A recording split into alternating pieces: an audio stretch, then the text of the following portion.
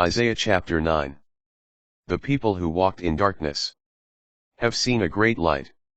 Upon those who lived in a land of gloom, a light has shone. You have brought them abundant joy and great rejoicing.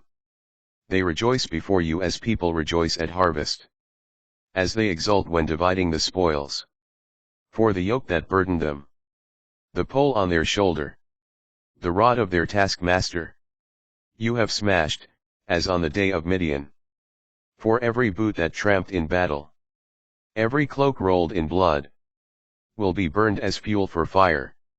For a child is born to us, a son is given to us. Upon his shoulder dominion rests.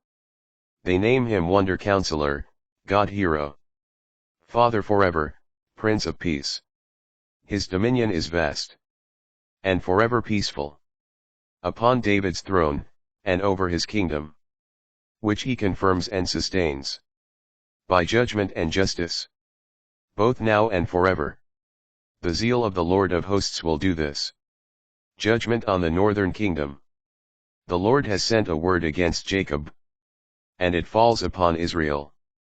And all the people know it. Ephraim and those who dwell in Samaria. Those who say in arrogance and pride of heart, bricks have fallen, but we will rebuild with cut stone. Sycamores have been felled, but we will replace them with cedars. So the Lord raises up their foes against them, and stirs up their enemies to action. Aram from the east and the Philistines from the west. They devour Israel with open mouth. For all this, his wrath is not turned back, and his hand is still outstretched. The people do not turn back to the one who struck them, nor do they seek the Lord of hosts. So the Lord cuts off from Israel head and tail, palm branch and reed in one day. The elder and the noble are the head. The prophet who teaches falsehood is the tail.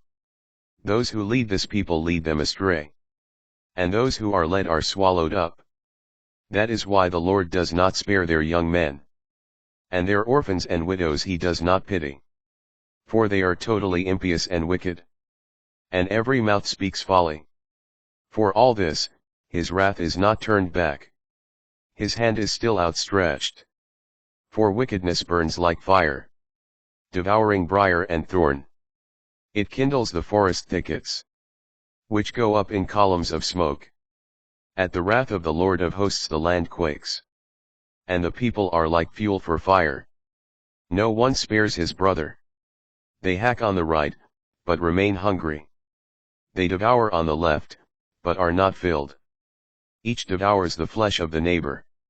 Manasseh devours Ephraim, and Ephraim Manasseh. Together they turn on Judah. For all this, his wrath is not turned back. His hand is still outstretched.